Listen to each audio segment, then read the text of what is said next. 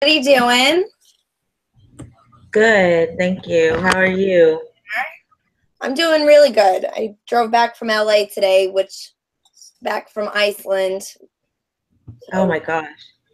I have a fun life. So driving back from LA was not fun. I was going see it when I mapped it, I stayed at my friend's house in Whittier, and then I had to drive, I don't know, someplace also in LA, and it was going to take 40 minutes, at night.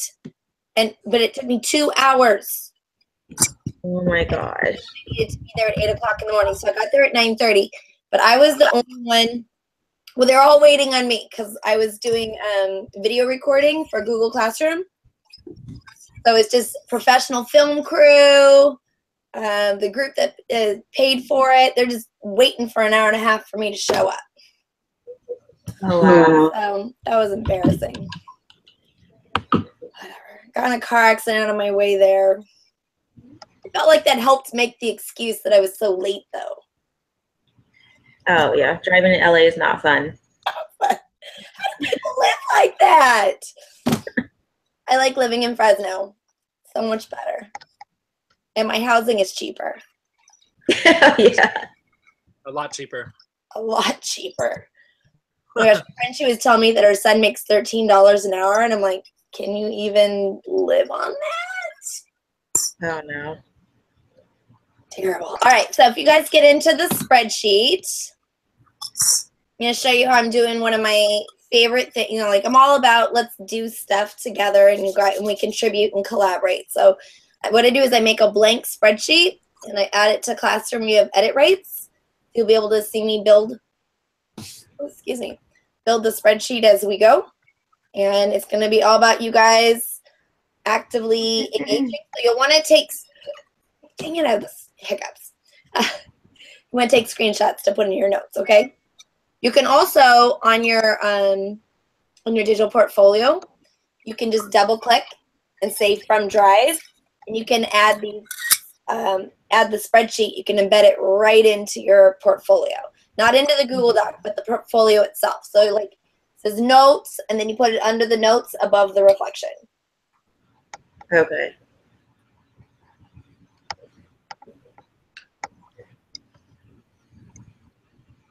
Okay.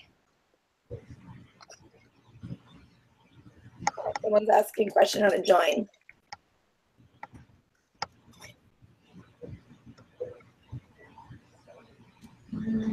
Okay, so where's that spreadsheet? Everybody on? Okay, here we go. All right. Everyone thinks it allows you to be organized, right? Monica says that allows you to do calculations. I have a very biased question because Google's named me the queen of spreadsheets. You can look at that for reals. Go do a Google search. Alice Keeler, queen of spreadsheets. Just type it in. Official Google blog should come up. I'm not joking. Okay, so tonight what we're talking about is DOK learning objectives and essential questions. So let's start off with learning objectives. So what I just did is I added a tab. So there's a second sheet. It says learning objectives. So you want to jump over on that one. And what you're going to do is you're going to list me the learning objective, and then we have feedback.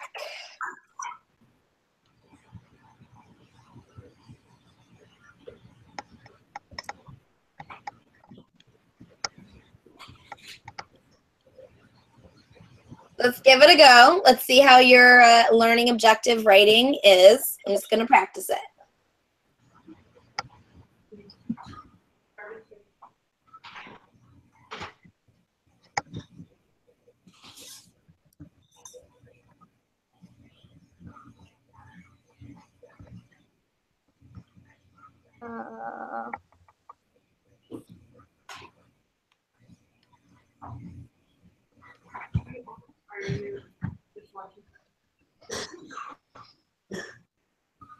So are we supposed to be writing something right now, or we're waiting for you? You're on the.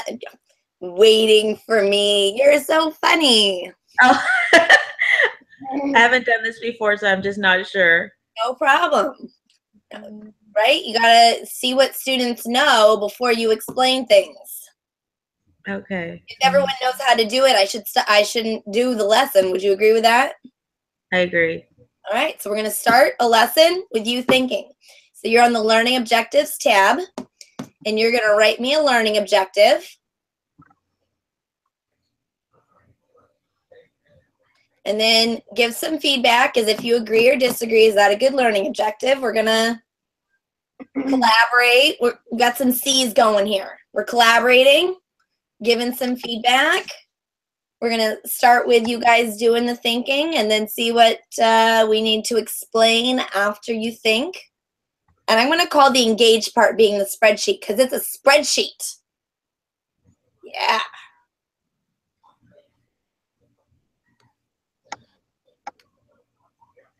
All right, so I'm going to hang back. I'm not going to put any comments in it first. I want everybody to, in column A, add a learning objective. And then go to somebody else's and leave them some feedback. I want to see how good you guys are at that. Okay, so do you want us to write it on the line that we put our own names on? There's another tab. So look at the bottom. It says you and learning objectives. Way at the bottom. Okay. See it? Yes. There we go.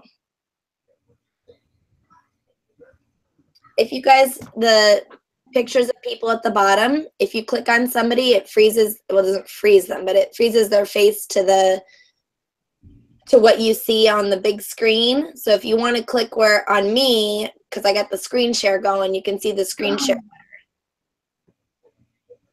Otherwise, it swaps to whoever's loudest. Okay.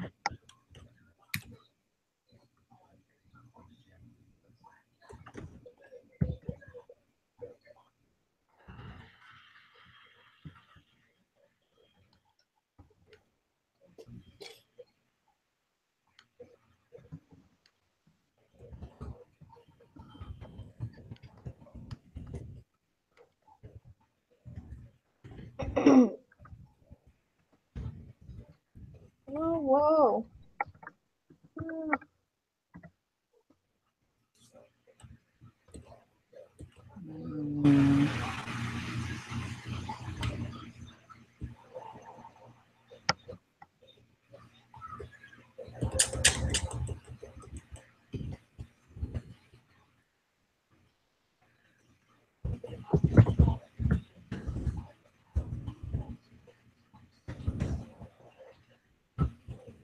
All right, we got a few of them.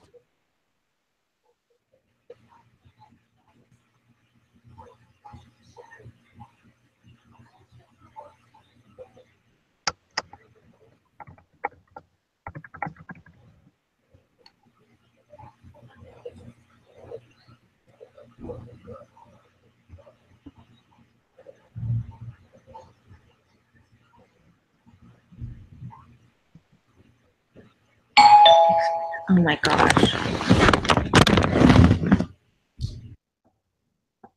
All right, you guys, put them in there.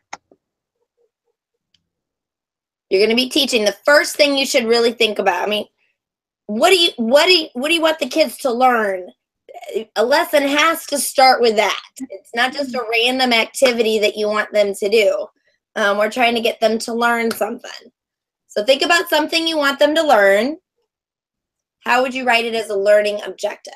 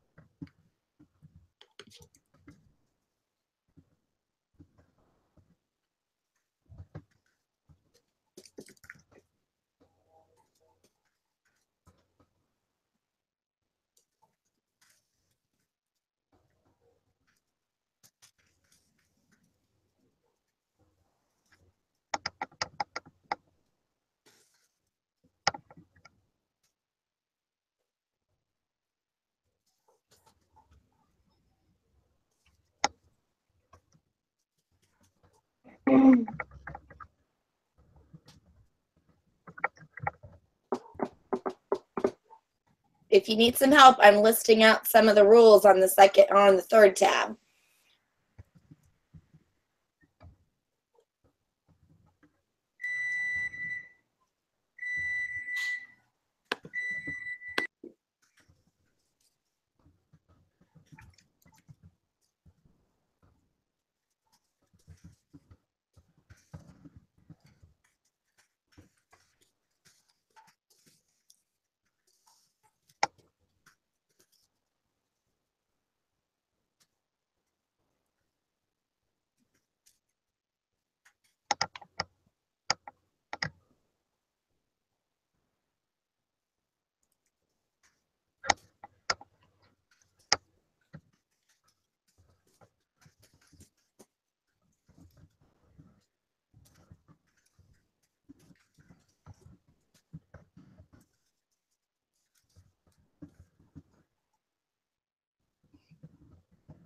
So if it helps, I put on the third tab.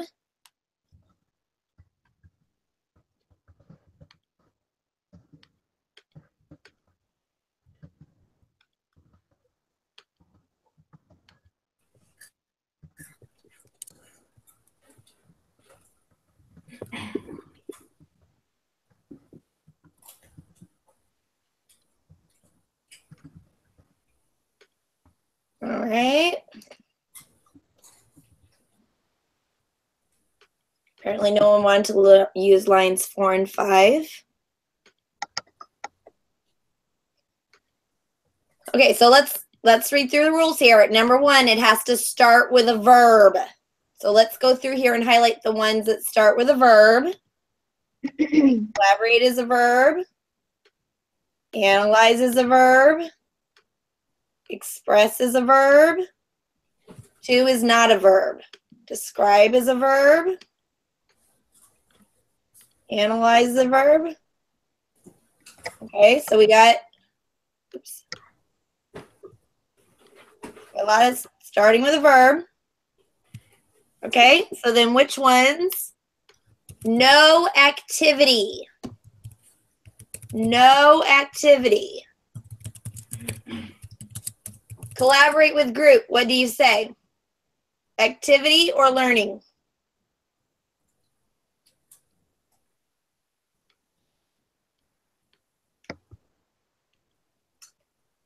Analyze the use of figurative language. Is that an activity?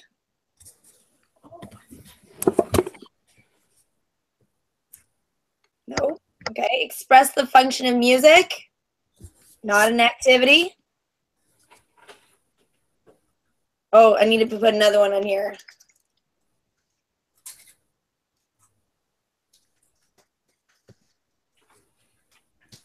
Okay, here we go. Okay.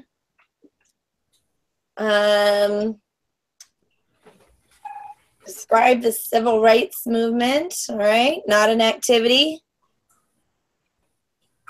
Not an activity.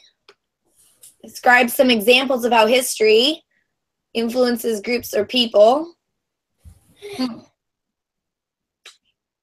That feels like an activity. Hold on. Need a Bitmoji for this.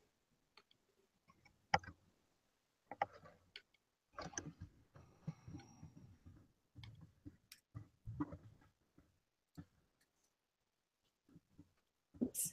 Can't see it.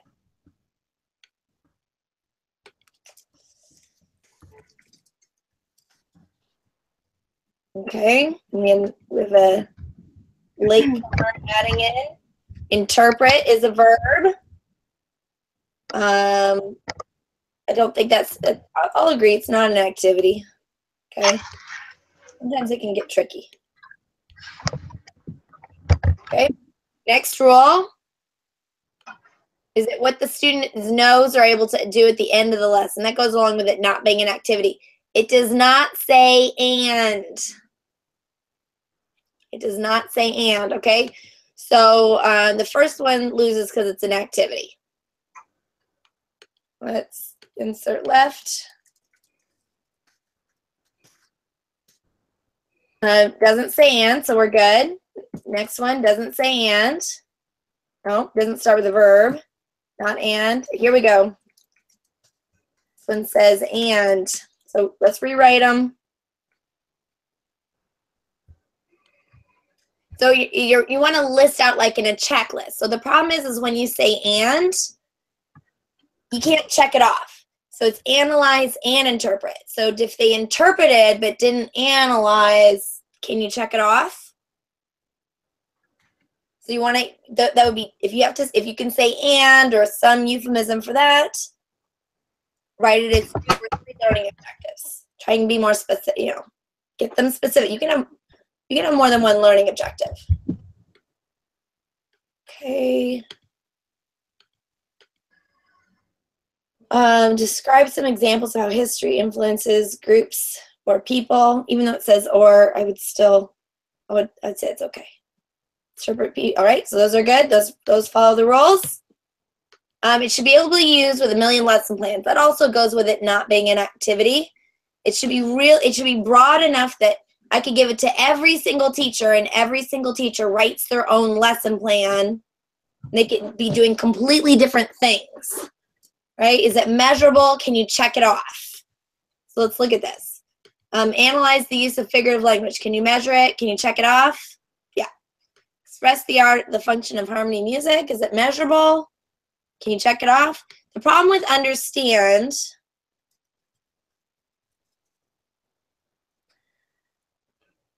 is it's hard to describe depth.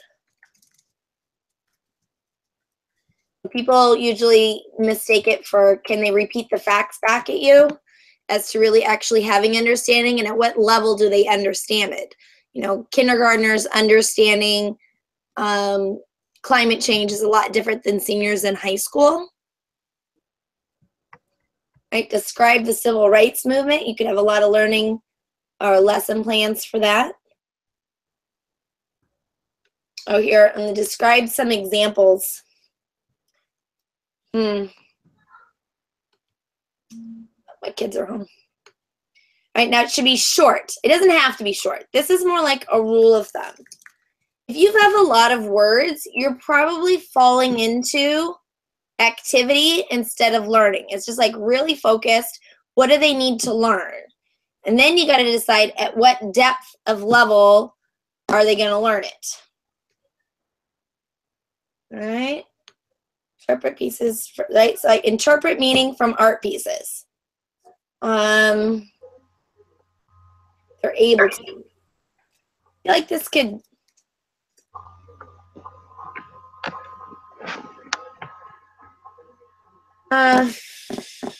Interpret meaning from art pieces. Could put some feedback in there in the extra columns.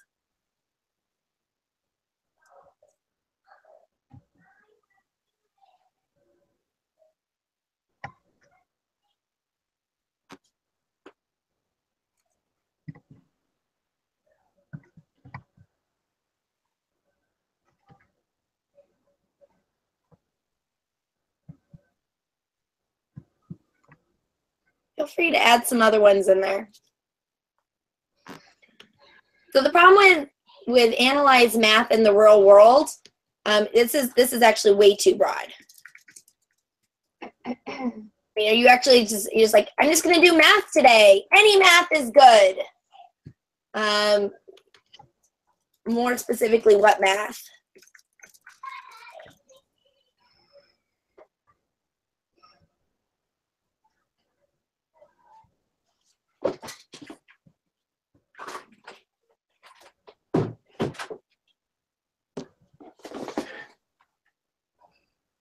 See if I can find some more Bitmojis, just for fun.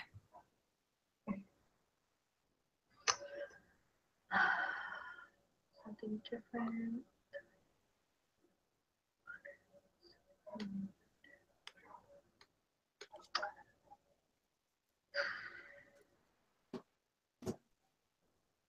If any of you can figure out how to put your Bitmoji in there.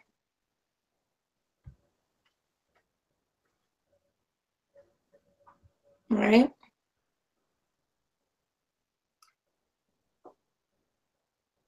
trying to get right down to it. Exactly what are they learning? Real short.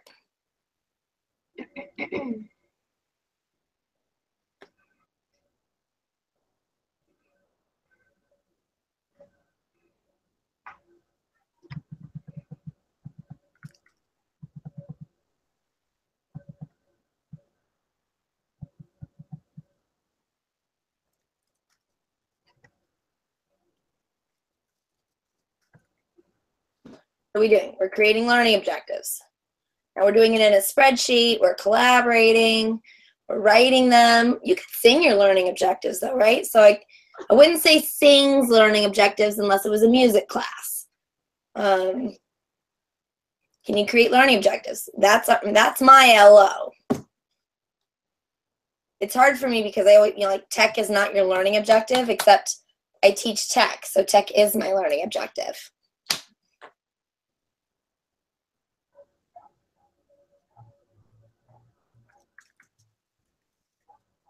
This would be mine. Design the lesson plan. More specifically, modern common core lesson plan. Okay, so now I'm going to add a column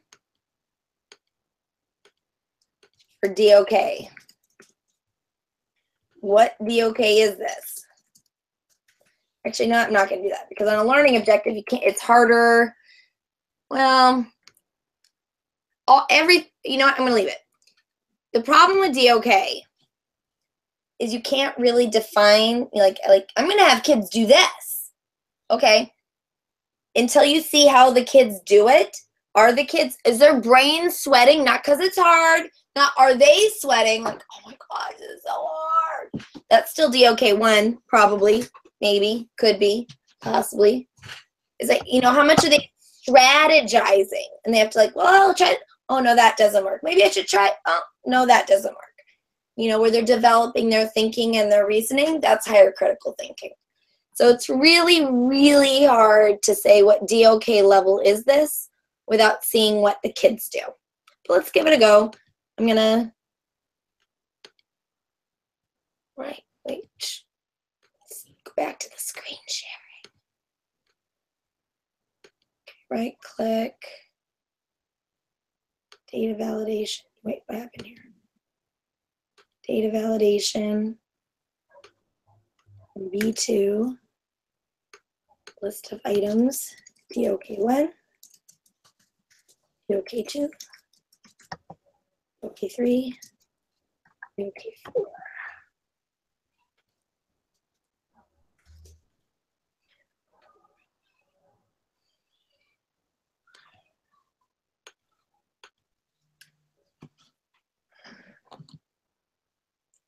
So I think Sean beat me to this before I could put the data validation. All right, express the function of harmony in music. Without knowing the lesson plan, I can't really tell that, right? Let me modify the data validation.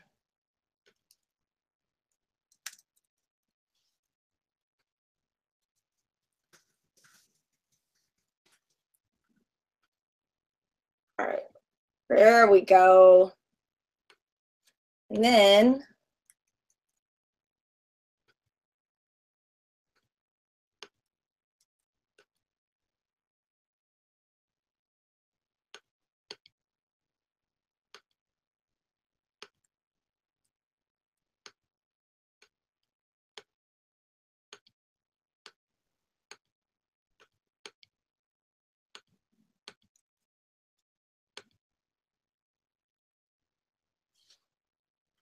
so what DOK do you think these are?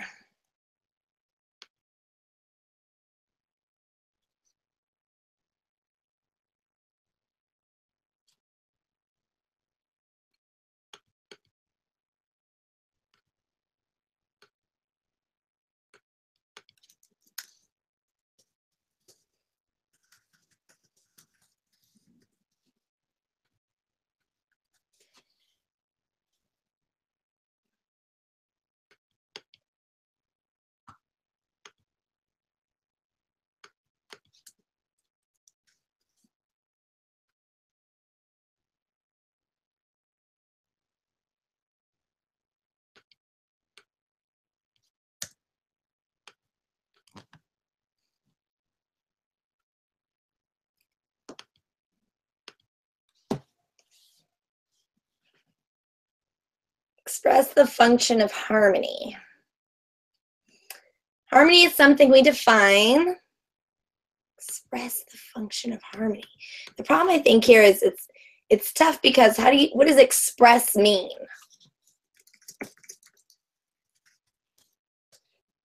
So it's hard to measure this. Did the student meet this learning objective?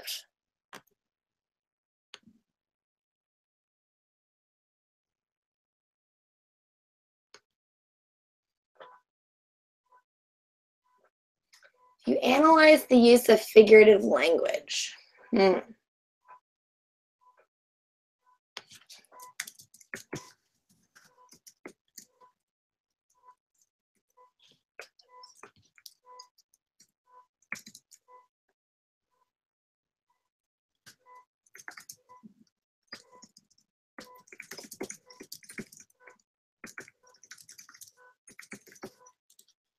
My DOK 3 quick and dirty is, are they making a claim and justifying it with evidence? So if they're just like identifying the figurative language, it's probably more like DOK 2 because they got to read through the text, but like, this is figurative language, here's where you find it, and here's why it's figurative language.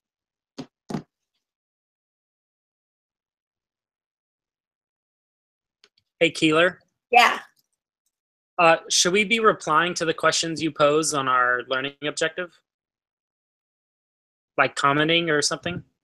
The whole thing you're supposed to be like commenting. So right now what we're doing is you're giving me your opinion on what DOK levels these are. And no matter what, they're all super tricky because without the lesson plan, without seeing what the kid does, there's really no way to know. I mean, if you're saying define spelling words. No question, DOK 1.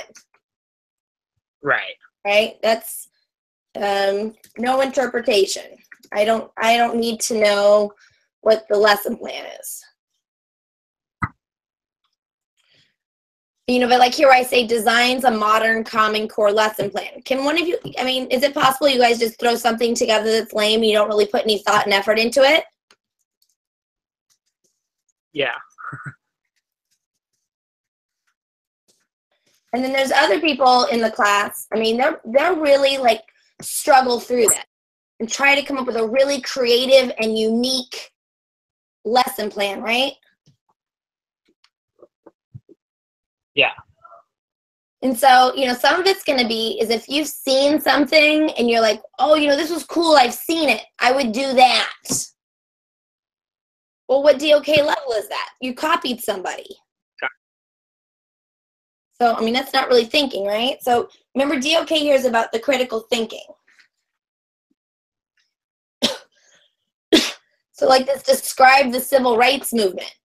The civil rights movement was in the 1960s, and it was about giving rights to people. What DOK level was that? 1.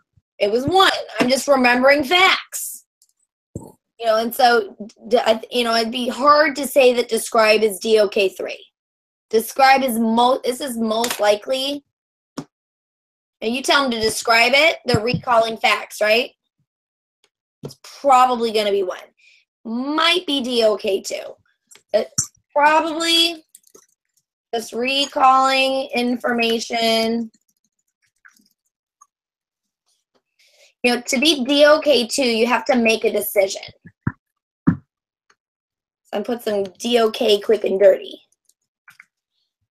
Okay. DOK 1, most everything you did in school. I mean, you did other stuff, but a lot of it was. DOK 2. You need to make a decision. Figure out something that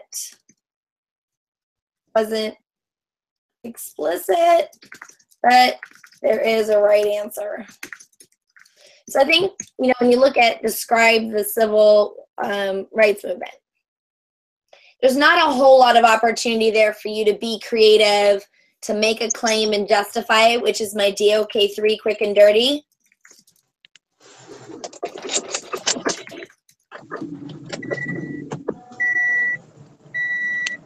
And Ricky Timms. Hi. Also, it's defined by strategic thinking. So do you have any strategies?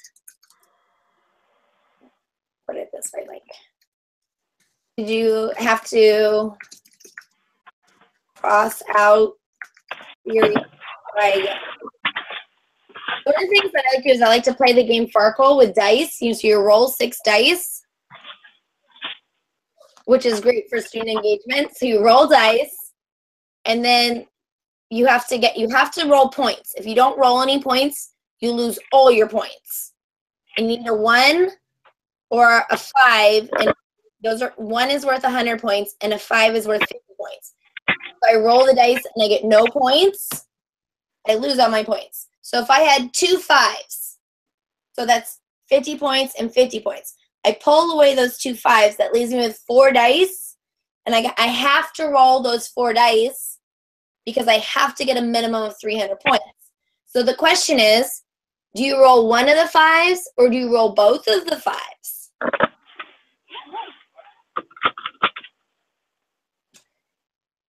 And notice when I pose that some of you would probably like, well, of course I'd roll both of the 5s. They're both, that gives me 100 points.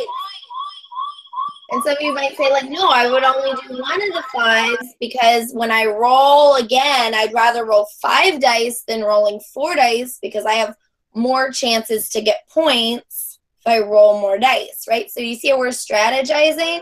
That 2 people would come up with a different valid approach, and you could debate about it. These, again, are really quick and dirties. There's no, can you debate about your approach? Another quick and dirty that I like for DOK3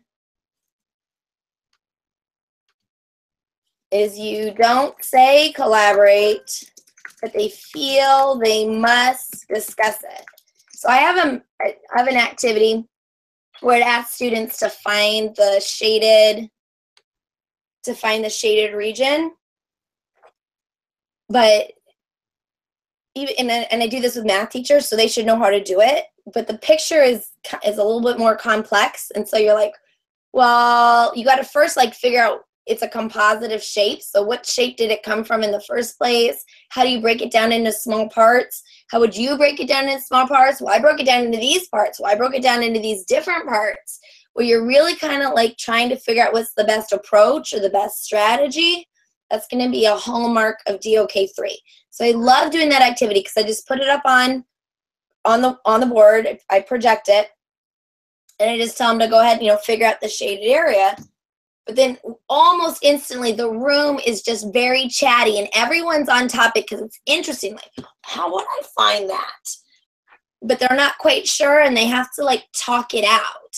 That's DOK3. And so that's what you want to have more of in your class, is you put something out and it just kind of pushes students into debating it. And DOK4 is not the goal. So it's original application, original thinking, making new connections, inventing. That's tough. You might only do that once it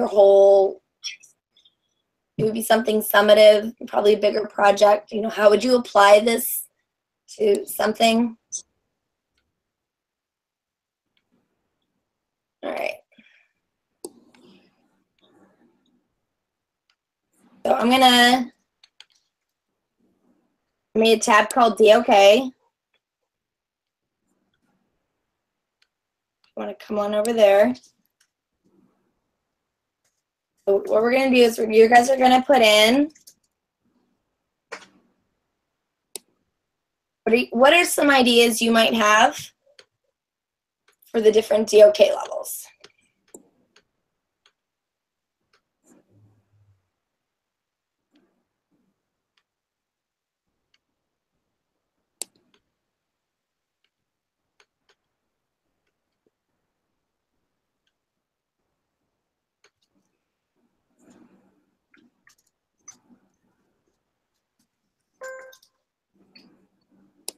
Write out your spelling words. That'd be DOK1. So you're describing activities.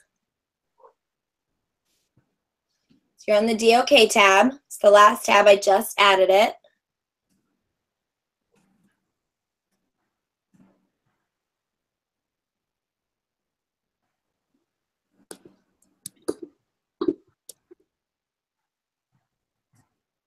DOK1's super easy. You should be able to populate that up real quick. Find the answer.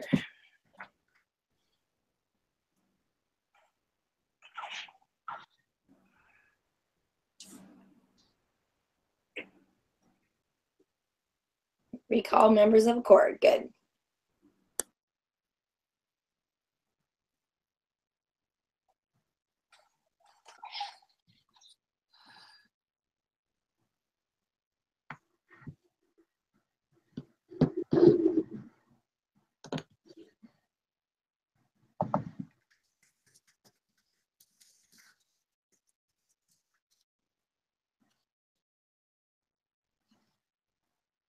You know the funny thing?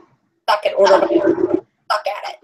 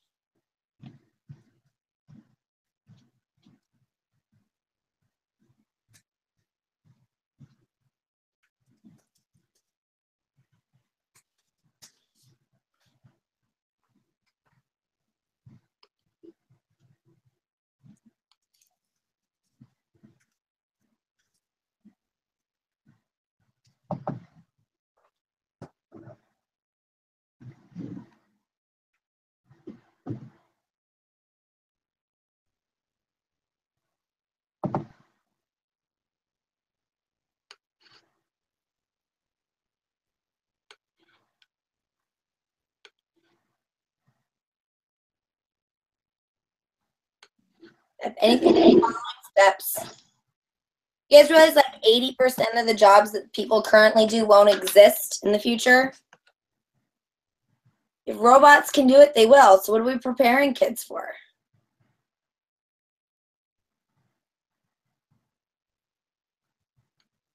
This is really interesting. We've got analyze a chord.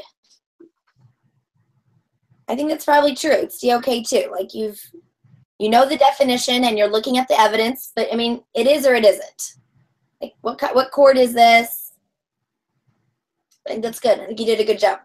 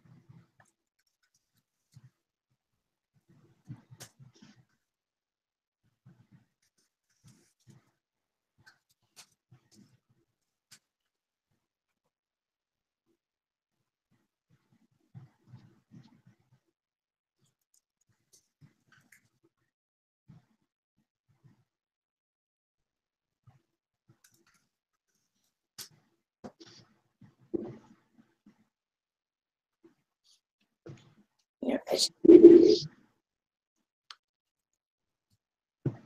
do this one.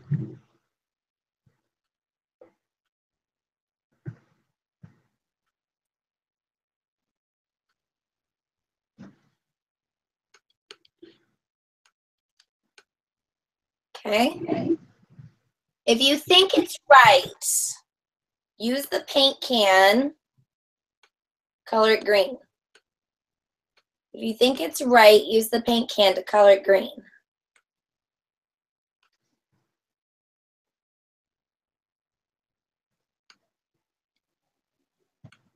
Wish I had breakout rooms. That would be great.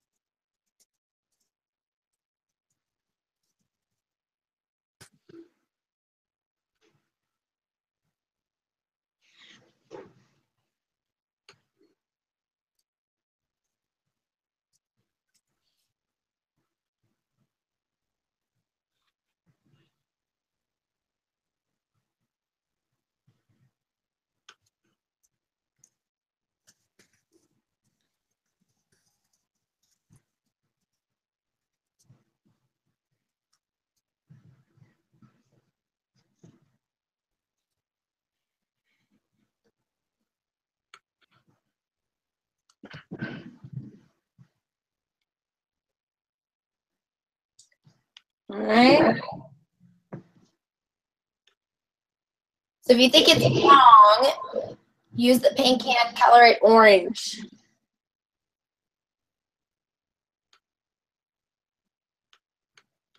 If you think it's wrong, use the paint can, color it orange.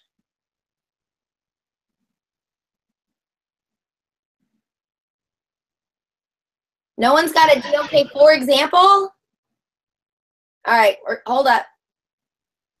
Go do a Google search, you guys. Go find an example of DOK4. Go. I'll wait.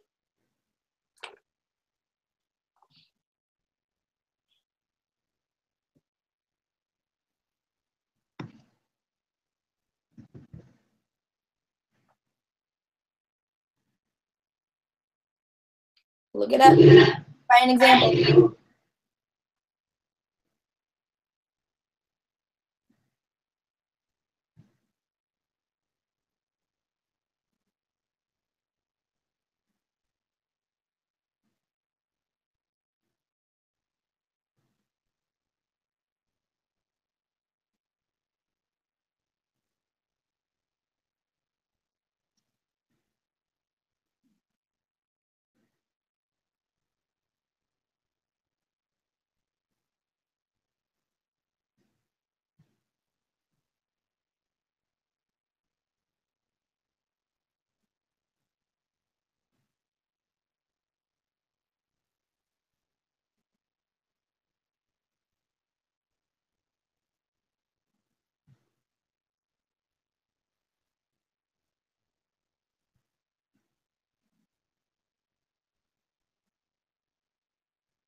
Right, challenge one piece of music, standing on. So Sean, did you, thanks for inserting a comment, Sean. Did you copy and paste this? It's fine, that's what I told you to do.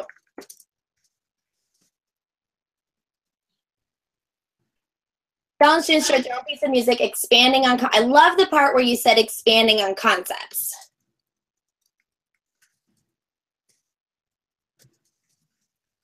Right, they take it further and have to add, you know, and hopefully they would explain what they added in. So that's good.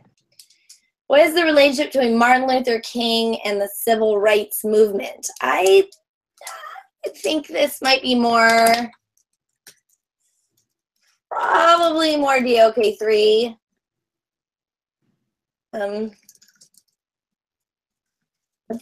These are not learning, you guys, we're not writing learning objectives. We're not writing learning objectives. So you get, you know, like, what's the activity? What are they doing? So when you say, what is the relationship? Well, I'm not sure that that would really extend their thinking. And when you paste, if you hold down the shift key, when you copy paste, oh gosh, what's the word? Destination formatting. It matches the destination formatting. So it's not all big and huge like you got it off of the internet. So the fonts all match. Okay, contrast, a simile, and metaphor is definitely not DOK3. That's gonna, this is gonna be DOK2.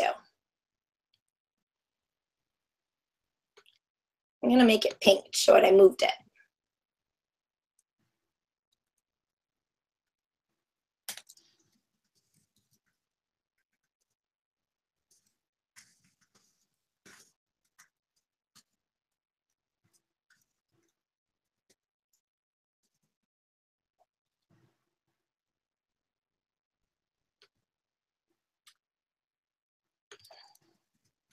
Good, Monica.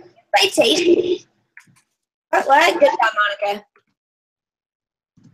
Design and conduct an experiment. You know, and the real key word here is, of course, being, you know, they had to design it. And most likely they would need some amount of feedback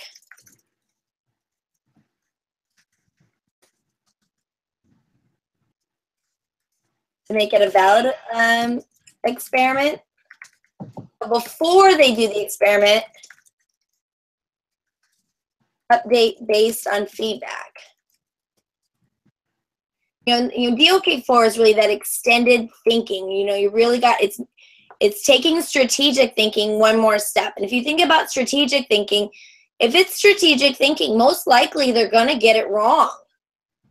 They're going to come up with a theory or an explanation, and you then throw in a monkey wrench.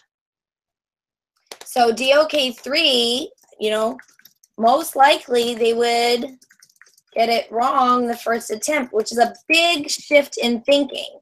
They need feedback to challenge their thinking so they can think some more.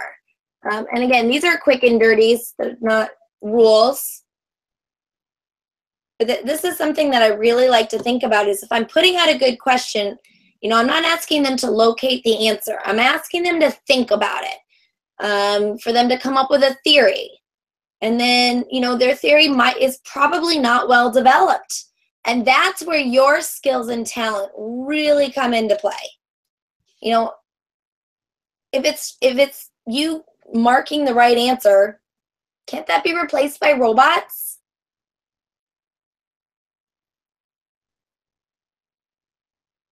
And so feeling like, is your value really what robots can do? Can we agree no? Your value is never been, the real value of a teacher has never really been in giving facts and marking them right or wrong. It's been in the ability to make those relationships with students, to help them to develop as thinkers, that when you identify that they're struggling with a concept, that you design, you give feedback in some way through lesson design, or just sitting with a kid or writing on their paper or whatever is giving them that feedback to develop their thinking and understanding.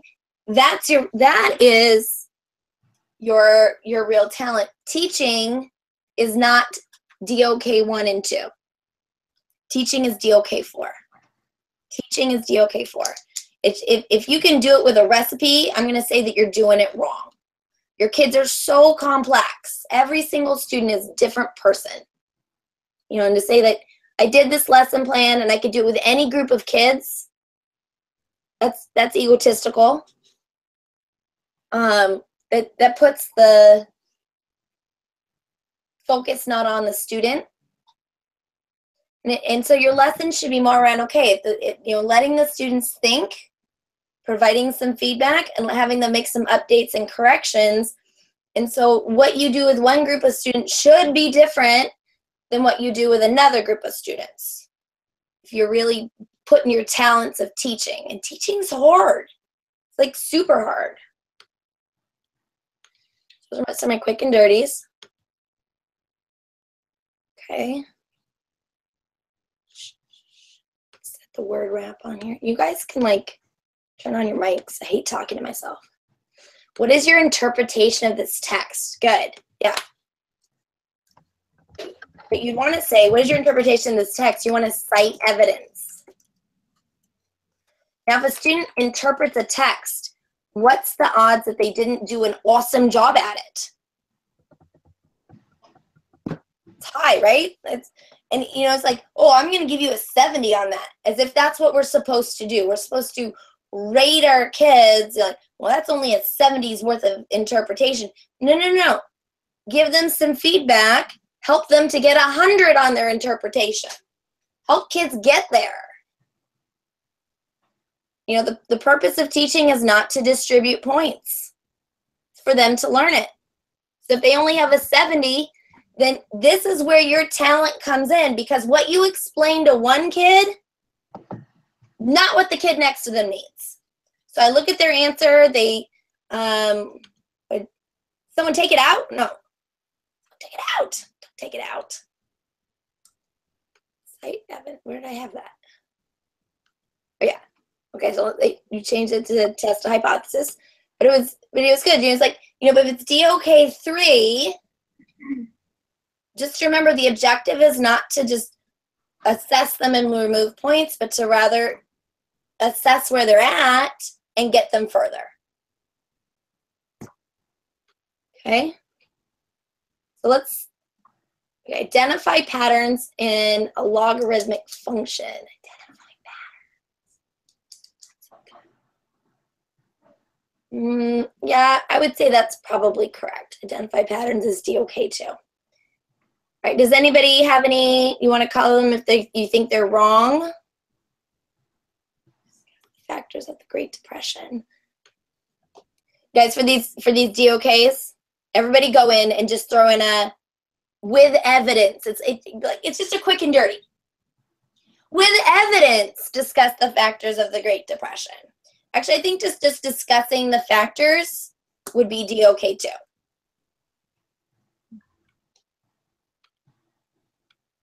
Because you wouldn't just if you're discussing the factors, you've probably been told them. So the thing is you could have a really good DOK3 activity, but if you started out by doing the thinking for the students, you're like, let me tell you all the factors.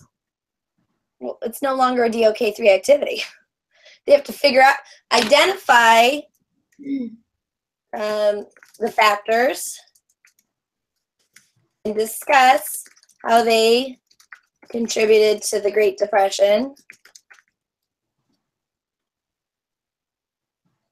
That's a little bit more where we're making a claim and justifying it, I think.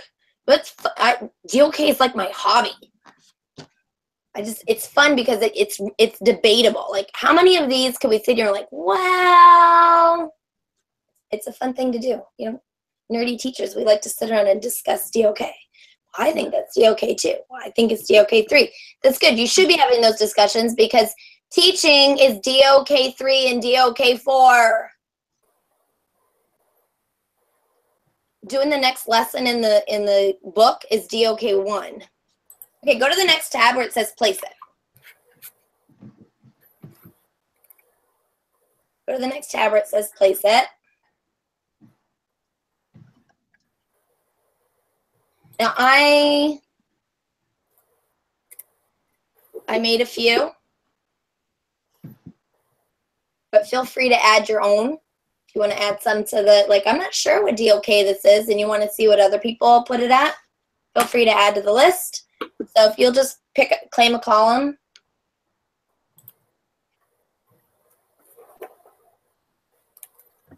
Claim a column. So on the last tab, it says place it.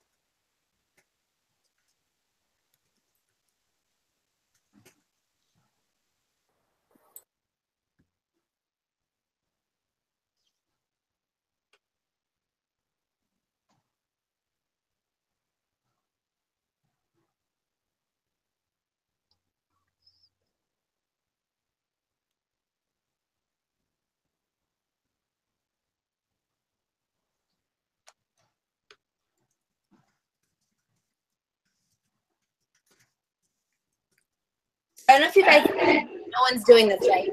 For row 2, everybody go to row 2 and pick an arrow. Click on the arrow and choose the DOK. So basically, you're going to pick a column and go down the list and see what you think.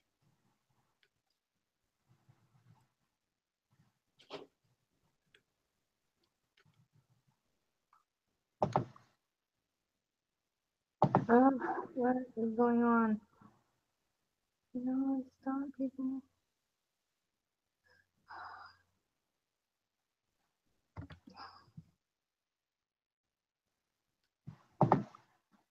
Oh, I'm in the wrong. Okay, reasons I'm a goober. I was in column T, and obviously none of you were adding to column T.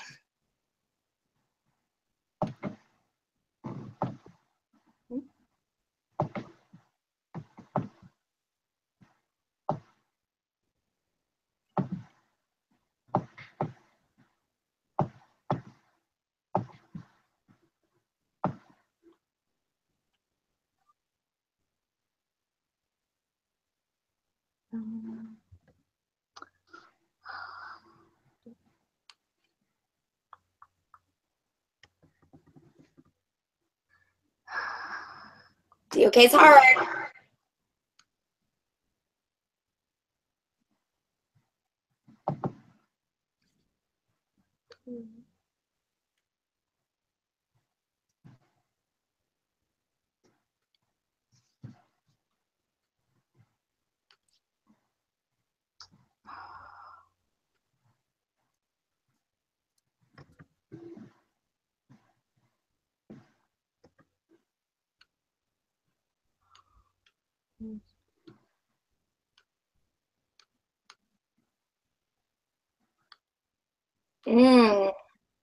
What is the value of artists getting ideas from other artists? So, I mean, what you should look at that is, would every student give you a different answer and then have to defend it?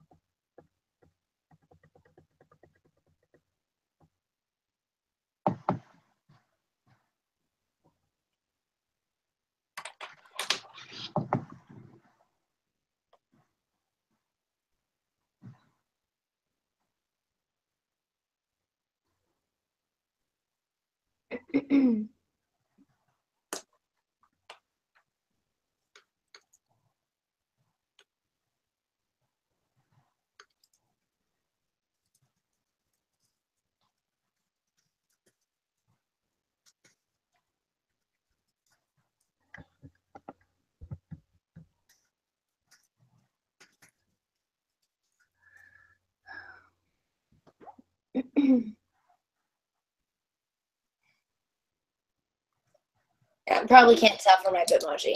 Good observation. Okay, so this is interesting. Most of you thought, I'm going to add another column. This is my column.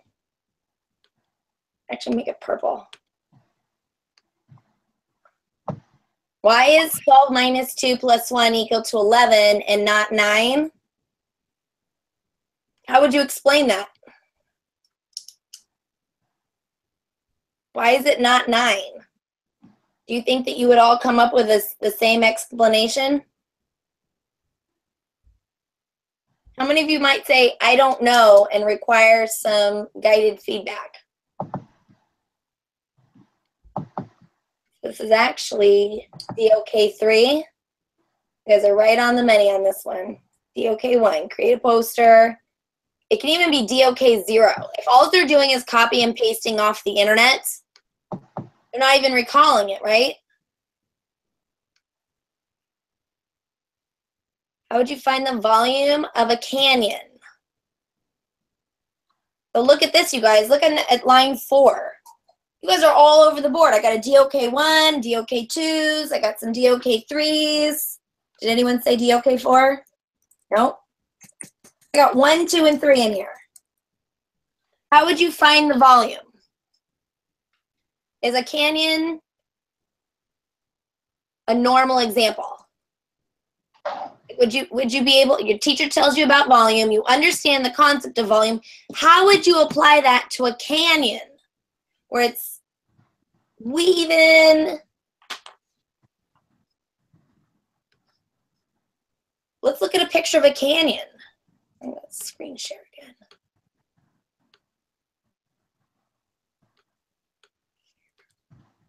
Images. Canyon. How would you find the volume of that? Look at it.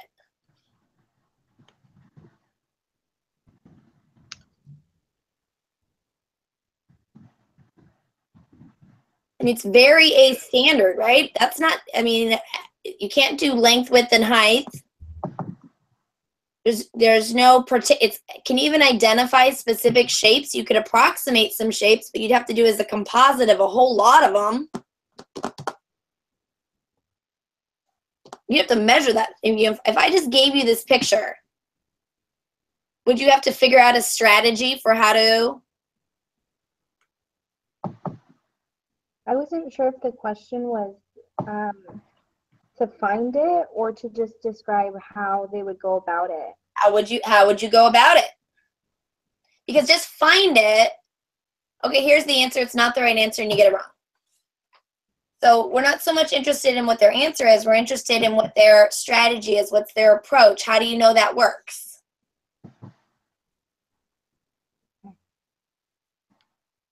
So it's at least DOK 3.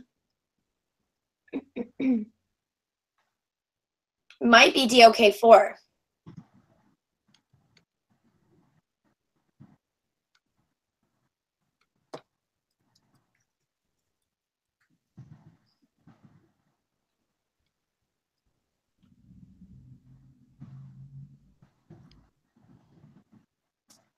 I'm going to think on this. See, this is why DOK is fun, because I'm not sure.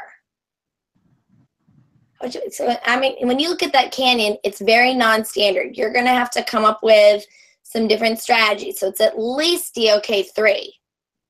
And how 2 students do it, they would probably come up with a different strategy, but you would have to really demonstrate that you understand it at volume and explain your approaches. That might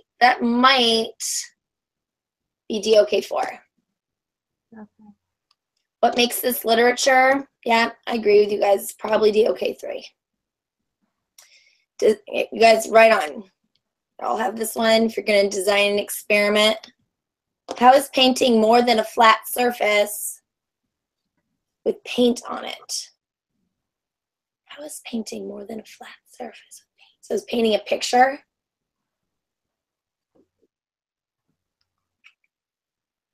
I think that question could use a little developing. I'm not 100% sure.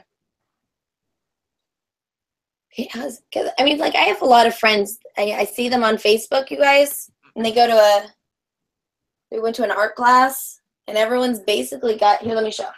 My daughter did this. All right. My 10-year-old painted this. What DOK was it?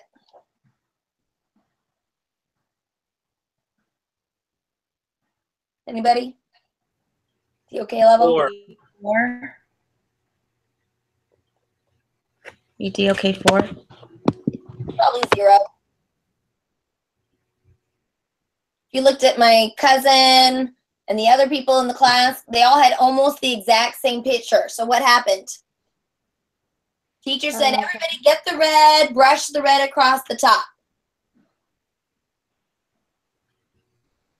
You're going to add these little white lines to make it look like you've got planks on a board.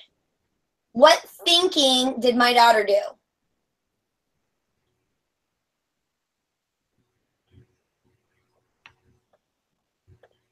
So one. Follow directions. If everybody in the room has the same painting, that's not thinking. It's not even really. She added her own Superman. So the other people didn't have a Superman on there. But what decision does she really get to make? I mean, everyone had a person on the end of they all had a, what is this? A dock. They all had a dock with a person at the end fishing with a sunset and a sun. Recreate this picture that I'm showing you how to do step by step. I was doing a workshop with some teachers who clearly had training on DOK. And for some reason, some of them were asking how to do, they wanted to code. Well, this is not a coding workshop, guys. So during the break, I'm like, okay, I'll just show you a little bit of coding really quick. So I'm like, okay, we're just going to go to scripts.google.com, and you're going to, we're in a spreadsheet, or we're going to do a spreadsheet. So I go VAR space SS equals spreadsheet app dot get active spreadsheet semicolon, and then the next line we're going to say VAR sheet equals SS dot get sheets bracket 0, so that we get the first sheet, because JavaScript starts counting at 1. And then I think we did SS dot insert sheet parenthesis, and then you can name it whatever you want. So you can like quotation, chupacabra, quotation, whatever you want, parenthesis, semicolon. Run your code. It's going to insert a sheet with a chupacabra. What DOK level is that? I'm going to add it down here. You guys can add it. I'll explain it again, what I did. Here we go. Coming down to the bottom. Come down to the bottom with me. Code inserting a sheet into a spreadsheet. Okay, so to insert, we're on a break. And I said, okay, you guys, we're going to go into the script editor. We're going to type VAR SS equals spreadsheet app dot get active spreadsheet parenthesis semicolon. On the next line, VAR sheet. Okay, actually, SS dot insert sheet parenthesis quotation. I'm going to call mine chupacabra. You can call yours whatever you want. Quotation parenthesis semicolon. Run the code. It inserts the sheet. A whole bunch of them. What did they tell me it was? So, I mean, these are people who know what DOK is. They came to a DOK workshop because they wanted to learn more.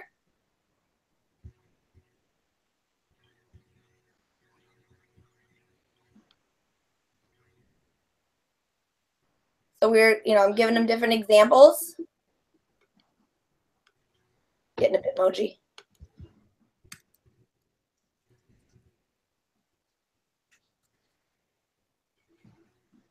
There we go.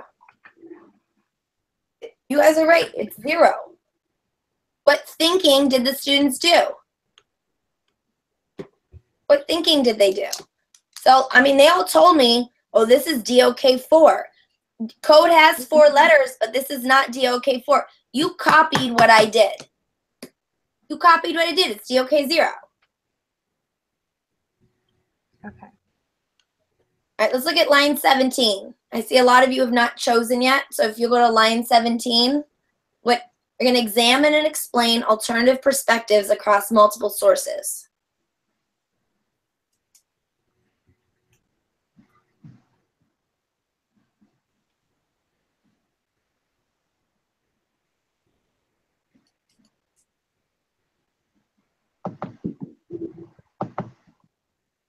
Hey guys, the purple column is mine, by the way.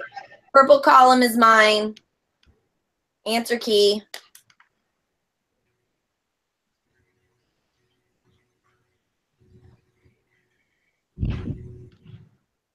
And I'm not going to say that I know everything. I could be wrong, and that's what makes DOK fun, because there's definitely some room for interpretation and learning more. So we're on line 17. All right. All of you said DOK 3. It's DOK 4. So DOK 3 is to make a claim, cite evidence from the text.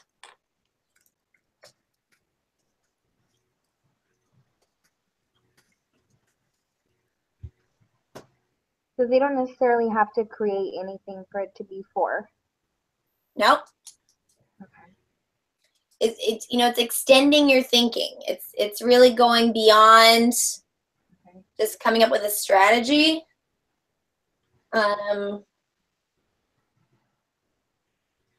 This takes it's really more about how complex the task is. So DOK is how complex is the task. merge this.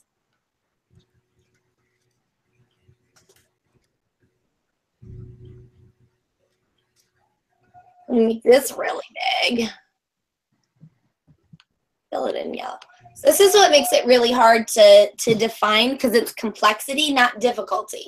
I mean, I taught high school algebra, and I bet a lot of my students thought that the math problems were really hard, but they were DOK 1. There's an answer key. I showed them how to do it. They did problems just like it. It's DOK 1. A little bit of DOK 2. So complexity. So when we look at row 17, you're going to examine and explain alternative perspectives across multiple sources. How complex is that as a task? Right. I copied this from, it's Webb's Depth of Knowledge. I copied this from Webb's paper, so I can say with confidence that this one's DOK 4. What DOK was that for me?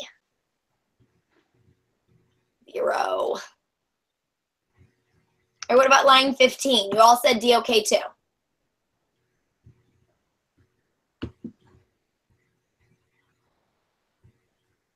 So the problem is you can't go by compare and contrast.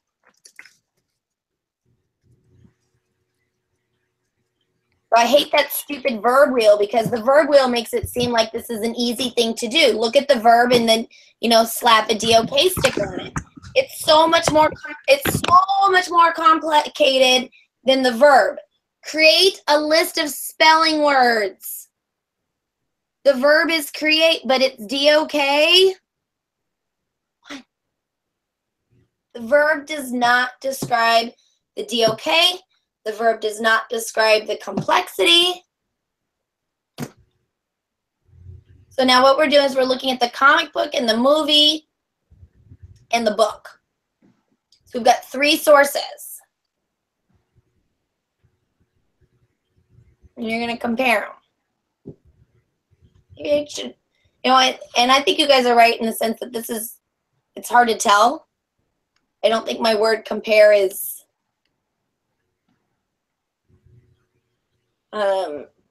it could be DOK 4, and it could be DOK 2. You know, if you were to give this problem to a room full of students, how many of them would just do it at a surface level? Well, the book has the main character wearing a dress, but in the comic book, she's wearing pants. That's not complex thinking. It's not complex reasoning. It's certainly not strategic reasoning. It's just identifying different elements. And so what I really need here is a more descriptive word, probably, to get students to really dig into the text and analyze the differences, to make some claims and to figure out why it's in this genre versus this other genre. So my description's not very good. But how could you describe it so it would produce more complex thinking from the students? So I have a bad description. Else has a bad description. Okay.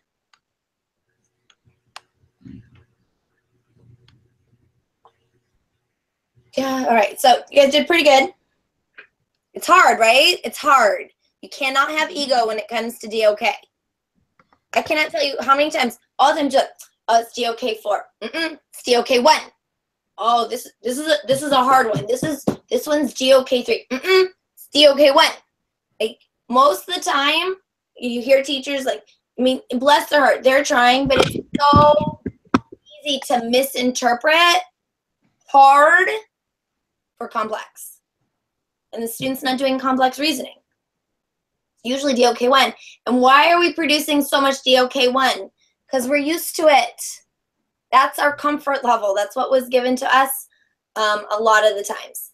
So there's that. And then, you know, without looking at the lesson plan, if you start the lesson plan by doing the thinking for them, you can just knock DOK 3 and DOK 4 off the list. If you give them information and then they do something with it, it's probably not DOK 3 or 4, most likely. All right, let's wrap this sucker up. We have one more is to do some essential questions. Let me add another tab.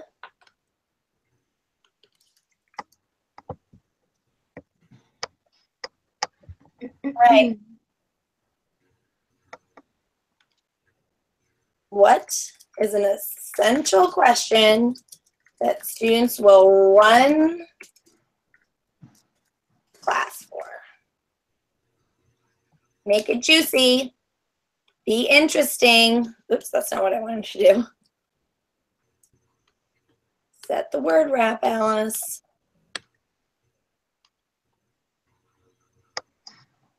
This is hard, you guys. You practice creativity. You're not born with it. Don't you dare say I'm not creative. So write me some sucky ones.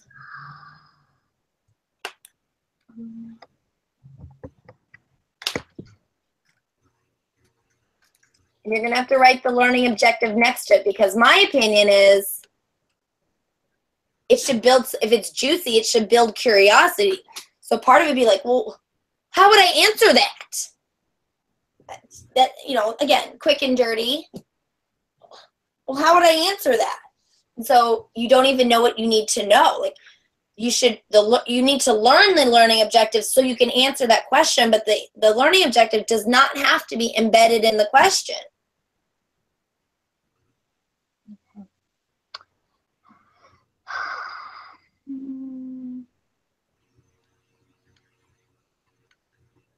Just love Robert Kaczynski. He's got some great examples. This is one of my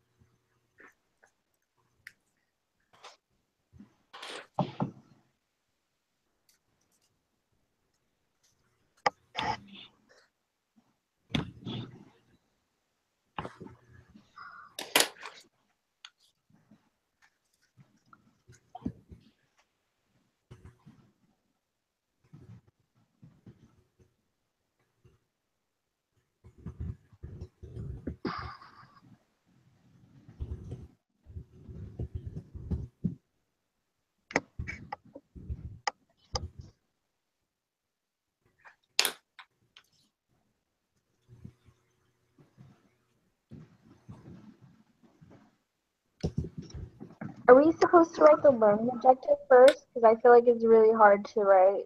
You're right. the essential Do it backwards. Yeah, you're right. You should always start with your learning objective. Really, step one, Okay. teaching. Step two, how do I make it interesting? Okay. Good point. Good question. Like, what? Okay.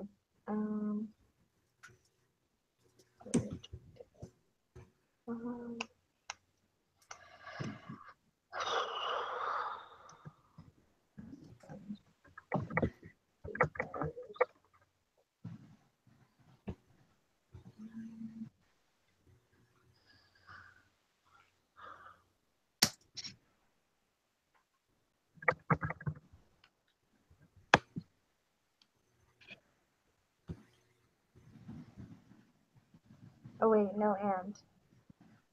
Don't use and. But in a different, I got room for you to do too. I saw it. I know.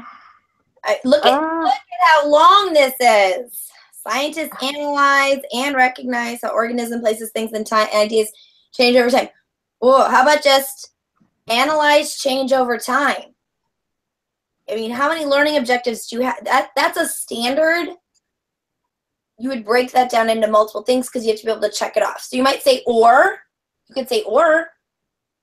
Recognize how organisms or places or things or ideas change over time. Then you could probably put that as one. Or you could check it off. If you said and, they'd have to do multiple things, you know?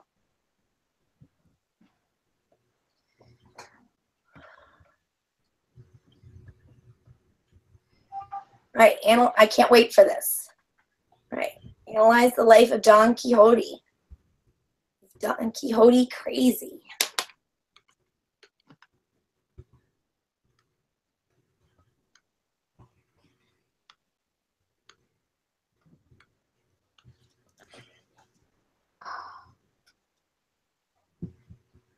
Um,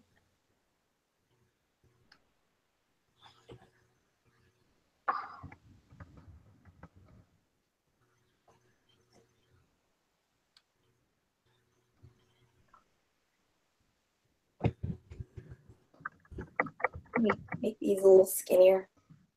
So pick a column and just vote. I totally run to class for this, but you guys are nerds. You like school. You like to be bored with math problems or whatever, you know? Is it just straight up, is it interesting, or is it just interesting to nerds? That's a big difference. Wildly amusing or lame?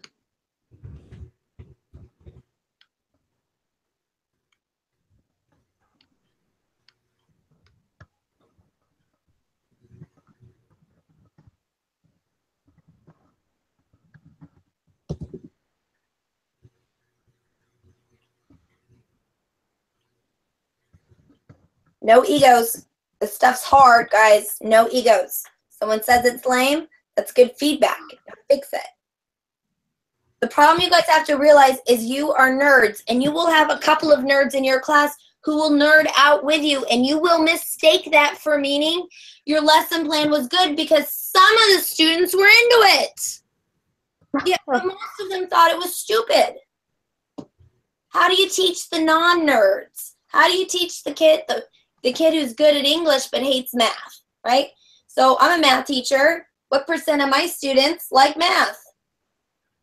I taught algebra. The only way to get into 9th grade algebra is to fail 8th grade algebra, so none of them like math.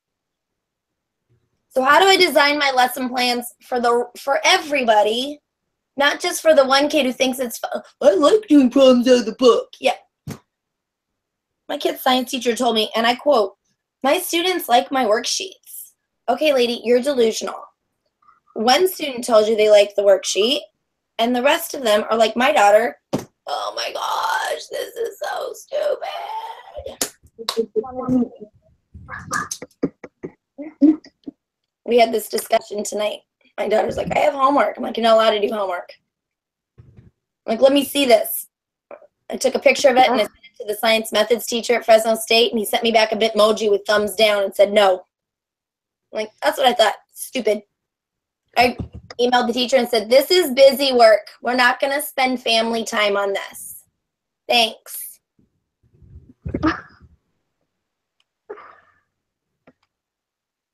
Don't tell me what to do in my house. Here we go. All right.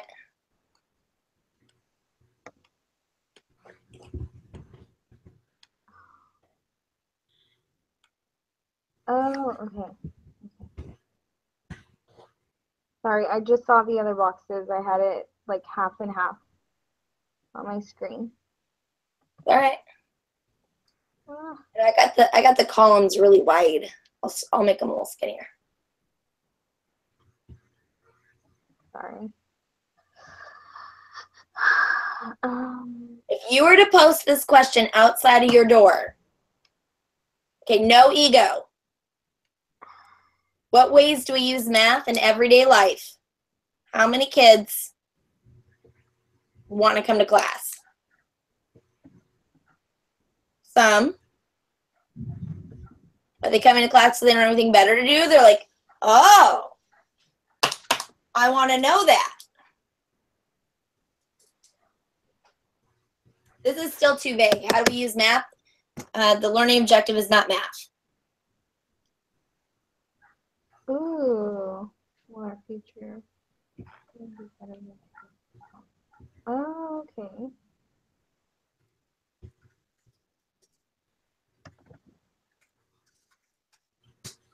How about this? Instead, say, can South Korea nuke the U.S.?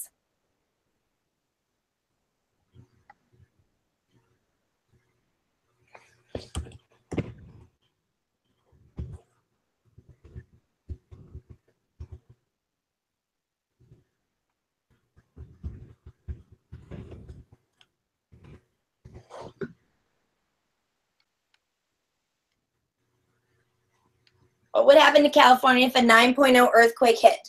So, I mean, that requires some thinking, but how could you make that juicy? How could you make it really interesting?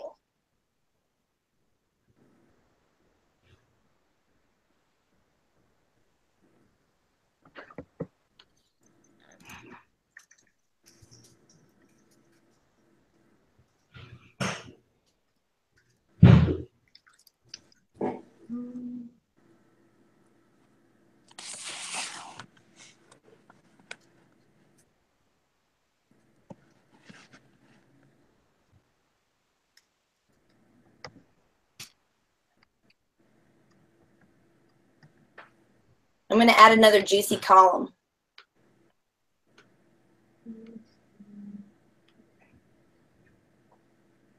You practice creativity, you guys. So, you know, this is a good start. What would happen to California if a 9.0 earthquake hit?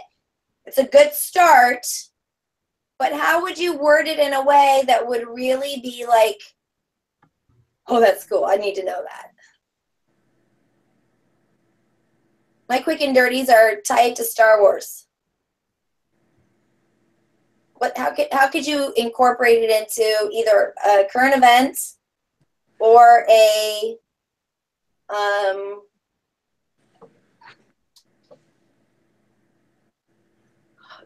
nerd culture? You know, so what is this called? Oh gosh, I need to go to bed. Okay, a current event or pop culture. How about this? Would Don Quixote have a fidget spinner? I'm not saying that's a great one, but you see how I'm practicing creativity. That's, you know, how kids are into fidget spinners. How am I going to incorporate that into my lesson?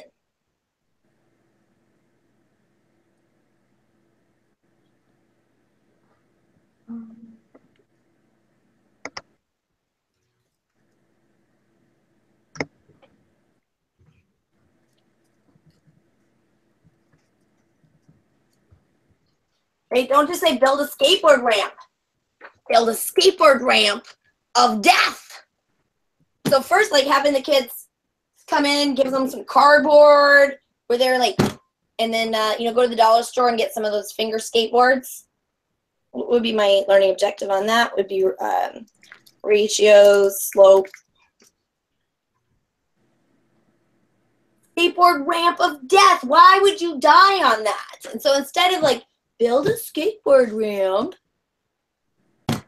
you're gonna, who's gonna die first? Which one's the most dangerous? And then, okay, what now that you have a skateboard ramp of death and someone's gonna sue you, what would you do to, you know, what ratios make this so you don't get sued as a follow-up, right? But wouldn't you rather walk into class and make skateboard ramps of death? Throwing it out there. Try and upgrade. Whatever you got, someone's got something better. No egos.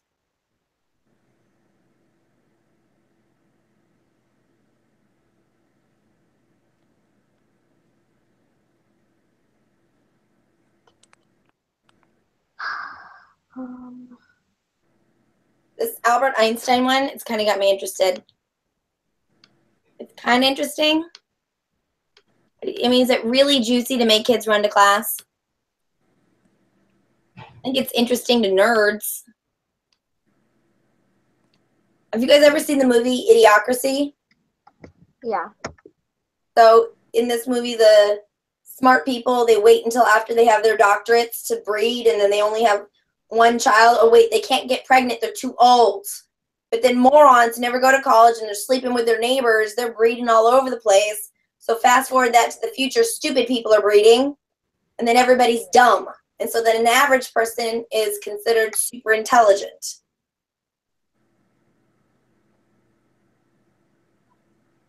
I'm just trying to think of how I could write something like, how would, and I don't know that this necessarily ties in, but, you know, like, how would selective breeding in humans occur to make average people look smart, That's pretty interesting. I mean, it's a movie premise, so it better be interesting, right?